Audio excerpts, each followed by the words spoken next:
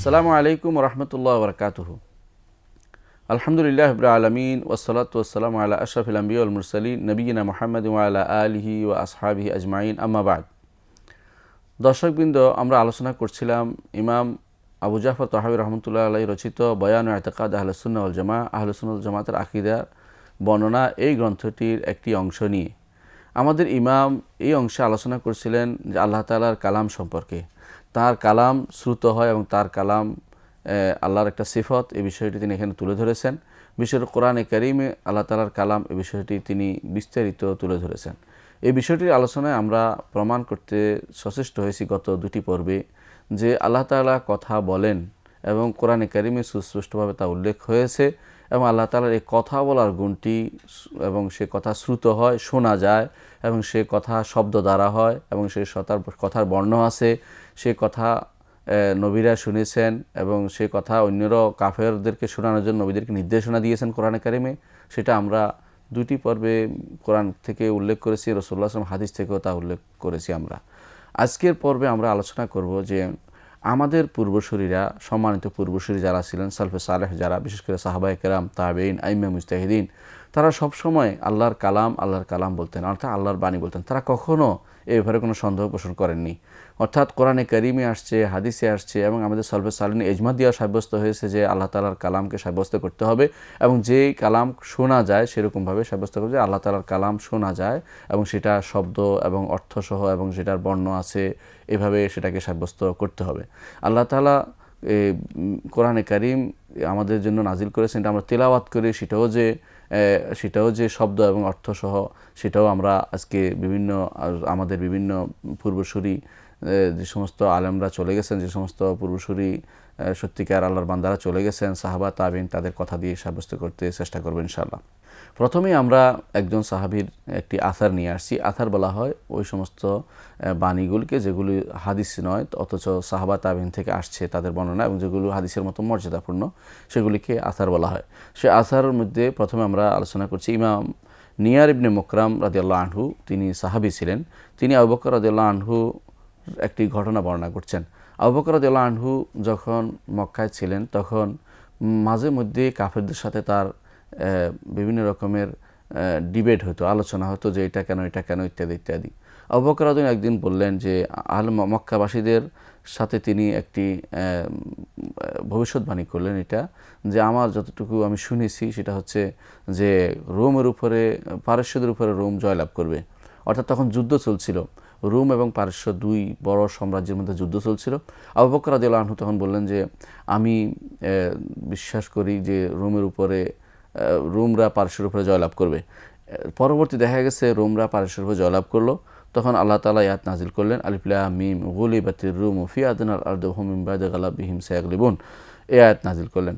তখন আবু বকর রাদিয়াল্লাহু আনহু তাদের কাছে আসলেন, কুরাইশের কাছে এসে বললেন, ফাকারা আলাইহিম, তাদের কাছে এটা উচ্চার পড়ে শোনালেন। ফাকালু কালামুকা হাদা, তারা তখন বলল এটা কি তোমার কথা? আম কালামু সাহাবিকা, নাকি তোমার সাথীর কথা, অর্থাৎ মুহাম্মদ সাল্লাল্লাহু আলাইহি ওয়াসাল্লামের কথা। ক্বালা, তখন আবু বকর রাদিয়াল্লাহু আনহু বললেন, লাইসা বিকালামি ওয়ালা কালামি সাহিবি, এটা আমার কথাও নয়, আমার সাথী মুহাম্মদ সাল্লাল্লাহু আলাইহি ওয়াসাল্লামের কথাও নয়, ওয়ালাকিন্নাহু কালামুল্লাহ আযজা ওয়া জাল্লা, বরং এটা হচ্ছে আল্লাহ তাআলার কালাম। তাহলে আবু বকর রাদিয়াল্লাহু আনহু সুস্পষ্টভাবে প্রমাণ করতে সচেষ্ট হলেন, বললেন, তিনি স্পষ্টভাবে বলে দিলেন যে আলিফ লাম মিম গুলিবাতির রুম, যে আয়াত সূরাটি আসছে, এটা আল্লাহ তাআলার কালাম, এটা মুহাম্মদ সাল্লাল্লাহু আলাইহি ওয়াসাল্লামের কালাম নয়, বা তাঁরও কালাম নয়, যিনি উচ্চারণ করছেন তার নয়, যার কাছে নিয়ে আসা হয়েছে, যিনি বর্ণনা করছেন, তাবলীগ প্রচার করছেন, তারও নয়, এটা শুধুমাত্র আল্লাহ তাআলার কালাম। এটা প্রমাণিত হয়ে গেল।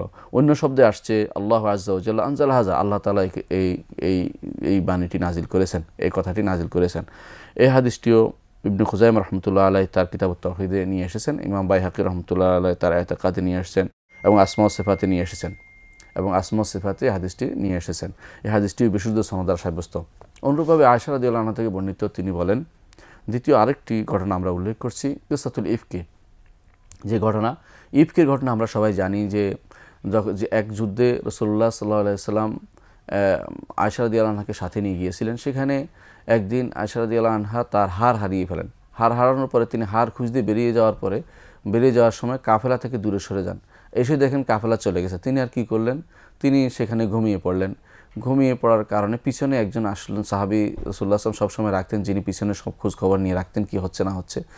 তিনি এসে দেখলেন যে উম্মুল মুমিনিন আয়েশা রাদিয়াল্লাহু আনহা তিনি শুয়ে ঘুমিয়ে পড়েছেন। তিনি ইন্না লিল্লাহি ওয়া ইন্না ইলাইহি পড়লেন।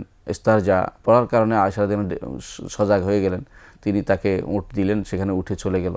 কিন্তু যারা কুচক্রী মহল ছিল, যারা যে কোনো খারাপ কথা প্রচারের জন্য তারা সবসময় উদ্গ্রীব থাকতো, তারা প্রচার করে বিভিন্ন খারাপ কথা প্রচার করলেন আয়েশা রাদিয়াল্লাহু আনহা সম্পর্কে। রাসূলুল্লাহ সাল্লাল্লাহু আলাইহি ওয়াসাল্লাম বিষয়টি নিয়ে অত্যন্ত বিব্রত ছিলেন। অনেকদিন পর্যন্ত আয়েশা রাদিয়াল্লাহু আনহাকে তার বাপের বাড়িতে রাখলেন। আয়েশা রাদিয়াল্লাহু আনহা এই অবস্থা তিনি অত্যন্ত রোগাক্রান্ত হয়ে পড়েন। আল্লাহ তাআলা তার জন্য কোরআনে কারীমের আয়াত নাজিল করে তাকে পবিত্র হিসেবে ঘোষণা করলেন এবং এই আয়াত কিয়ামত পর্যন্ত তেলাওয়াত হয় এবং সমস্ত মানুষ এটা তেলাওয়াত করে। আল্লাহ তাআলা নাজিল করলেন ইন্নাল্লাযীনা ইউহিব্বুনা আন তাশিয়াল ফাহিশাতু ফিল লাযীনা আমানু লাহুম আযাবুন আলীম। যারা এই ফাহিশা প্রচার করতে বেশি পছন্দ করে, তাদের উপর, যারা পছন্দ করছে তাদের উপর, তাদের জন্য রয়েছে কঠোর শাস্তি। আল্লাহ তাআলা কোরআনে কারীমে আয়েশা রাদিয়াল্লাহু আনহার পবিত্রতা ঘোষণা করে আরও অন্যান্য আয়াত নাজিল করেছেন। এই আয়াতের ব্যাপারে আয়েশা রাদিয়াল্লাহু আনহা কী বলছেন শোনেন, সেটাই আমাদের আজকের আলোচ্য বিষয়। আয়েশা রাদিয়াল্লাহু আনহা বলেছেন, ওয়াল্লাহি মা কুনতু আযুন্নু আন্নাল্লাহ ইউনজিলু বারাআতি ওয়াহইয়ান ইউতলা। আমি কখনো মনে করি নাই যে আল্লাহ তাআলা আমি যে পবিত্র এই কথাটা নাজিল করার জন্য, এই কথাটা বলার জন্য এমন কোনো আয়াত নাজিল করবেন যা তিলাওয়াত করা হয়, এটা আমি কখনো ধারণাও করিনি। ওয়ালা শানি ফি নাফসি কানা আহকার মিন আন ইয়াতাকাল্লামুল্লাহু ফিয়া বিআমরিন ইউতলা। আমার নিজের ব্যাপারে বিষয়টা এত নিকৃষ্ট জিনিস আমার জন্য যে আল্লাহ এই বিষয়ে কথা বলবেন, যে এমন কোনো আয়াত যে কিয়ামত পর্যন্ত তেলাওয়াত হবে, এটা আমার ধারণায় ছিল না। অর্থাৎ তিনি মনে করছেন যে আমার একটা সাধারণ বিষয়, এটা নিয়ে আল্লাহ তাআলা কথা বলবেন এবং সেই কথাটা কিয়ামত পর্যন্ত মানুষের মুখে মুখে তেলাওয়াত হবে, এটা আমার বিষয়টা আরও অনেক নগণ্য জিনিস, কিন্তু আল্লাহ তাআলা কথা বলেছেন, এই আয়াত নাজিল করেছেন। এটা দ্বারা আমরা এটাই উদ্দেশ্য, ঘটনাটা বলা উদ্দেশ্য এটাই যে একটি শব্দ যে ওয়ালা শানি ফি নাফসি আহকার কান আহকার, আমার বিষয়টি একেবারে একটা নগণ্য বিষয় ছিল যে আল্লাহ তাআলা বিআন ইয়াতাকাল্লামুল্লাহু ফিয়া বিআমরিন ইউতলা, যে আল্লাহ তাআলা এই বিষয় নিয়ে কিছু কথা বলবেন যা কিয়ামত পর্যন্ত তেলাওয়াত করা হবে। এখনও তেলাওয়াত হচ্ছে। এই আল্লাহ তাআলা যে নাজিল করেছেন যে যারা এই মুমিনাত মুহসিনাত গাফিলাত এদের ব্যাপারে যারা কথা বলে, তাদের উপর কঠোর, মিথ্যা কথা বলে তাদের জন্য রয়েছে কঠোর শাস্তি। এই যে আল্লাহ তাআলা এই আয়াত নাজিল করলেন, কথা বললেন, এটা আয়েশা রাদিয়াল্লাহু আনহা স্পষ্ট বললেন আল্লাহ তাআলা কথা বলেছেন। তাহলে আল্লাহ তাআলা কথা বলেন, এই আল্লাহ তাআলা যা নাজিল করেছেন এটা আল্লাহ তাআলার কথা বা বাণী, এটা সুস্পষ্টভাবে প্রমাণিত হলো। তৃতীয় আরেকটি দলিল আমরা দিচ্ছি, যেখানে খাব্বাব রাদিয়াল্লাহু আনহু থেকে বর্ণিত। তিনি বলেন, ফারওয়া ইবনে নওফল আল আশজারি, তিনি তার পড়শী ছিলেন। তিনি একদিন খাব্বাব রাদিয়াল্লাহু আনহুর সাথে যাচ্ছিলেন। দুজনে একসাথে মসজিদে যাওয়ার সময় তখন খাব্বাব রাদিয়াল্লাহু আনহু তার হাত ধরে বললেন, ইয়া হানা, হে অমুক, তাকাররাব ইলাল্লাহ মাস্তাতা, আল্লাহর কাছে যতটুকু পারো আল্লাহর নৈকট্য অর্জন করতে সচেষ্ট থাকো। ফা ইন্নাকা লান তুকাররাব ইলাইহি বিশাইইন আহাব্বা ইলাইহি মিন কালামিহি ইয়ানিল কোরআন। তুমি আল্লাহর কালাম ছেড়ে আর কিছু দিয়ে তুমি আল্লাহর এত নৈকট্য অর্জন করতে পারবে না। অর্থাৎ কোরআনে কারীম দিয়ে, কোরআনে কারীম ছাড়া অন্য কিছু দিয়ে আল্লাহর নৈকট্য অর্জন করতে পারবে না। এটা খাব্বাব রাদিয়াল্লাহু আনহু তার সাথী ফারওয়া ইবনে নওফলকে বলে দিচ্ছেন। এর অর্থ হচ্ছে, তার উদ্দেশ্য হচ্ছে যে কোরআনে কারীম আল্লাহর কালাম, এই কালাম, এই বাণী যে ব্যক্তি সুন্দরভাবে পড়বে, উচ্চারণ করবে, আমল করবে, এই কালাম অনুসারে সে আল্লাহ সবচেয়ে বেশি নৈকট্যপূর্ণ ব্যক্তিতে পরিণত হবে। এখানেও আমরা দেখতে পাই যে সাহাবায়ে কেরাম রাদিয়াল্লাহু আনহুম আজমাইন, তাদের কাছে এটা স্বতঃসিদ্ধ ছিল যে কোরআনে কারীম আল্লাহর কালাম, আল্লাহর বাণী, সেটা শোনা যায়, সেটা শ্রুত হয় এবং সেটা শব্দ এবং অর্থে আল্লাহ তাআলা বলেছেন, অন্য কিছু নয়। চতুর্থ আরেকটি দলিল আমরা দিতে চাই নাফে মাওলা ইবনে ওমর রাদিয়াল্লাহু আনহু থেকে। তিনি বলেন, খাতাবাল হাজ্জাজ আত-থাকাফি ফাকালা ইন্না ইবনে জুবাইর ইউবাদদিলু কালাম আল্লাহ ফাকালা ইবনে ওমর রাদিয়াল্লাহু আনহুমা কাযাবাল হাজ্জাজ ইন্না ইবনে জুবাইর লা ইউবাদদিলু কালাম আল্লাহ তাআলা ওয়া লা ইস্তাতিউ যালিকা। নাফে মাওলা ইবনে ওমর রাদিয়াল্লাহু আনহুর একান্ত শিষ্য, যিনি সবসময় সাথে থাকতেন এবং তার দাসও তিনি সাথে থাকতেন, তিনি বলছেন যে একদিন হাজ্জাজ ইবনে ইউসুফ আস-সাকাফি খুতবা দিলেন, ভাষণ দিয়ে বলছিলেন, তার আব্দুল্লাহ ইবনে জুবাইর সে তো আল্লাহর কালাম পরিবর্তন করতে চায়। আসলে দুইজনের ছিল তখন রাজনৈতিক ঝগড়া ছিল।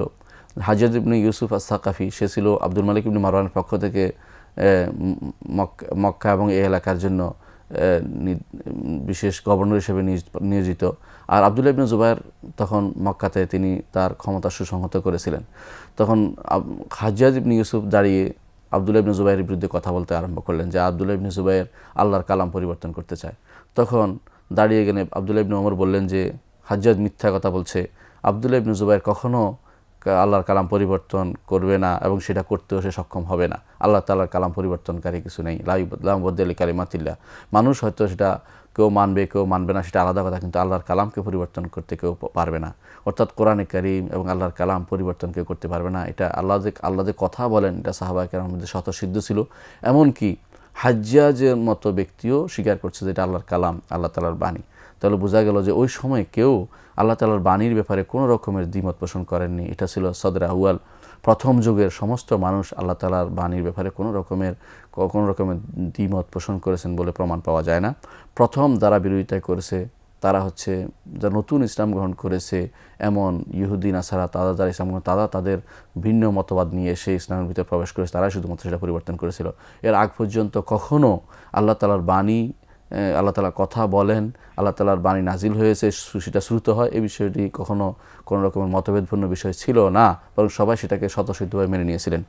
আরেকটি দলিল আমরা দিতে পারি, আবু আব্দুর রহমান আস-সুলামি রহমতুল্লাহ আলাই, তিনি তাবেঈ ছিলেন, ইমাম ছিলেন, সেকা ছিলেন। তিনি বলেন, ফদলুল কোরআন আলা সাইরিল কালাম কা ফদলির রব্বি আলা খালকিহি ওয়া যালিকা আন্নাহু মিনহু ওয়া যালিকা আন্নাহু মিনহু। তিনি বলছেন কোরআনের ফজিলত অন্যান্য সমস্ত কালামের উপরে, কোরআনের ফজিলত ওই রকম যেরকম আল্লাহ সৃষ্টিগুলোর উপরে আল্লাহ তাআলার ফজিলত। তারপর তিনি, এটা হাদিসেও আসছে, আমরা আলোচনা করেছি এর আগে, কিন্তু হাদিসে আসার পরেও তিনি একটা অতিরিক্ত শব্দ বলেছেন, সেটা গুরুত্বপূর্ণ। তিনি বলেছেন ওয়াদালিকা আন্নাহু মিনহু, কারণ এই কালাম আল্লাহর কাছ থেকে আসছে, এই বাণী আল্লাহর কাছ থেকে আসছে, এই কালাম আল্লাহর পক্ষ থেকে এসেছে। মিনহু বাদা, যেটা আমাদের ইমাম বলেছেন, ইমাম আবু জাফর তাহাবী রহমতুল্লাহ আলাইহি বলেছেন মিনহু বাদা, তার কাছ থেকে সেটা সূত্রপাত হয়েছে। সেটা আমরা দেখতে পাই ইমাম আবি আব্দুর রহমান আস-সুলামি, তিনি এই কথাটি প্রথম উচ্চারণ করেছেন। তিনি বলেছেন আন্নাহু মিনহু, এই কালাম আল্লাহর পক্ষ থেকে আসছে, মিনহু বাদা, আল্লাহর কাছ থেকে আসছে। সুতরাং আল্লাহর কাছ থেকে যে কালাম আসছে সেটার মর্যাদা বেশি হবে অন্যান্য সমস্ত কালামের চেয়ে, এতে আবার সন্দেহ করার কিছু নেই।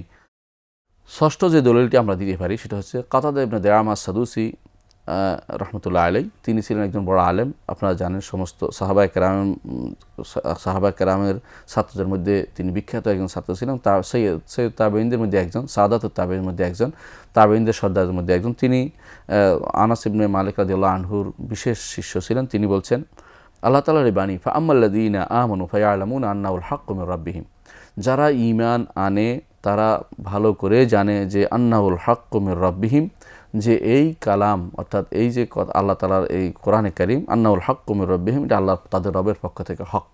এই আয়াতের তাফসীর করতে গিয়ে কাতাদা রাহমাতুল্লাহ আলাইহি বলেন ইয়ালামুনা আন্নাহু কালামুর রহমান, তারা ভালো করে জানে যে এটা রহমানের কালাম, আল্লাহর বাণী, আল্লাহর কথা, আল্লাহ তাআলা এটা উচ্চারণ করেছেন এবং তার শব্দ, সেটা তার শব্দ এবং তার অক্ষর দিয়ে সেটা মানুষের কাছে আসছে, এই বিষয়টা স্বতঃসিদ্ধ ছিল। এই জন্য কোরআন কারীমের এই আয়াতের তাফসীর যখন আপনি করবেন বা আপনি শুনবেন, তখন আপনার মনে এটা যখন জাগ্রত হয় যে আল্লাহ তাআলার কালাম, যারা ঈমান আনে তারা মনে করে আম্মাল্লাযীনা আমানু ফায়ালামুনা আন্নাহুল হাক্কু মির রাব্বিহিম।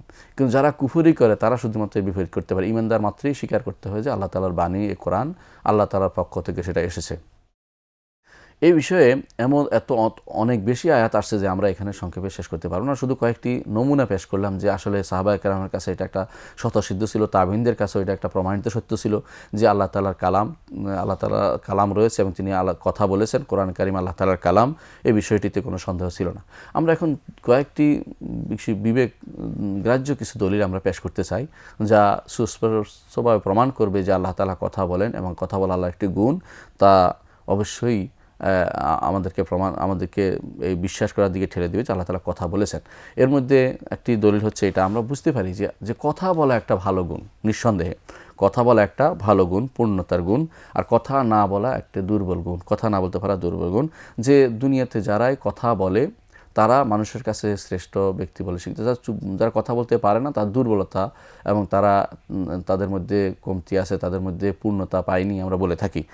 যেই আল্লাহ রাব্বুল ইজ্জত, যিনি ওয়ালিল্লাহিল মাসালুল আলা, তার কোনো কিছুতেই আমরা সামঞ্জস্য দিচ্ছি না। আমরা বোঝানোর জন্য যে মাসালুল আলা সাধারণত কিয়াসুল আউলা আল্লাহ তাআলার জন্য ব্যবহার করা যায়, যে দুনিয়াতে যদি কোনো মানুষের ক্ষেত্রে কথা বলা একটা ভালো গুণ হয়, কথা বলতে পারা, আল্লাহ তাআলার জন্য কথা সাব্যস্ত করাটা অবশ্যই ভালো গুণ হবে। সেই জন্য আল্লাহ তাআলার জন্য আমরা স্বীকার করি, স্বীকার করব যে তিনি অবশ্যই কথা বলেছেন। কোরআনে কারিমে আল্লাহ তাআলা এই বিষয়টি উল্লেখ করেছেন। যখন আল্লাহ তাআলা দেখেছেন মুসা আলাইহিস সালাম যখন ফিরে আসে, দেখলেন যে তার কওম মূর্তি পূজায় লিপ্ত, গরুর পূজায় লিপ্ত রয়েছে, গরুর বাচ্চার পূজায় লিপ্ত রয়েছে। তখন আল্লাহ তাআলা তাদেরকে স্মরণ করিয়ে দিলেন, আও আলাম ইয়ারাও আন্নাহু লা ইউকাল্লিমুহুম ওয়া লা ইয়াহদিহিম সাবিলা, তারা কি দেখে না যে এই গরু তাদের সাথে কথা বলতে পারে না, তাদের পথ দেখাতে পারে না। অর্থাৎ এর বিপরীতে আল্লাহ তাআলা তাদের সাথে কথা বলেন, তাদের বাণী দিয়েছেন, কিতাব দিয়েছেন, তাদেরকে পথ দেখিয়েছেন, হালাল হারামের পথ দেখিয়ে দিয়েছেন, ঈমানের পথ দেখিয়ে দিয়েছেন। এর তো হলো আল্লাহ তাআলা কথা বলেন, আর এই গরু কথা বলতে পারে না, এই জন্য গরু পূজা থেকে আল্লাহ তাআলা নিষেধ করেছেন তাদেরকে। তাহলে বোঝা গেল আল্লাহ তাআলার কথা বলাটা একটা উচ্চাঙ্গের গুণ, সেটা স্বীকার করতেই হবে। ইব্রাহিম আলাইহিস সালাতু ওয়াস সালাম যখন তাদের মূর্তিকে ভেঙে দিলেন, তখন বললেন যে তোমরা তাহলে জিজ্ঞাসা করো একে, যে এ যদি কথা বলতে পারে তাকে জিজ্ঞাসা, কে তাকে ভেঙে দিল, চুরমার করে দিল। তখন তারা বলেছিল যে তুমি জানো যে এত কথা বলতে পারে না। তখন ইব্রাহিম আলাইহিস সালাম সুযোগ পেয়ে গেলেন, তিনি বললেন যে যদি কথা বলতে পারে না তাহলে উফফিল লাকুম লিমা তা'বুদুনা মিন দুনিল্লাহ, যে কথা বলতে পারে না তার ইবাদত তোমরা কেন কর। এর অর্থ হচ্ছে যে কথা বলতে পারে না সে নিকৃষ্ট, যে কথা বলতে পারে সে উৎকৃষ্ট। আল্লাহ তাআলা কথা বলেন, এটা আমাদেরকে আমাদের বিবেক ও সায় দেয়, সেটাকে আমরা স্বীকার করতে হবে। দ্বিতীয় যে জিনিসটি আমরা দেখতে পাই সেটা হচ্ছে যে কথা আল্লাহ তাআলা যুগে যুগে নবী রাসূল পাঠিয়েছেন, এদের মাধ্যমে হেদায়েত দিয়েছেন। যদি আল্লাহ তাআলা কথা না বলবেন, কিভাবে তাদের কাছে ওহী পাঠাবেন? ওহী পাঠানোর জন্য অবশ্যই তিনি কথা বলেছেন, সে কথা আমাদের কাছে আসছে। সুতরাং কথা বলা আল্লাহর একটি গুণ, সেটা সুসাব্যস্ত হলো।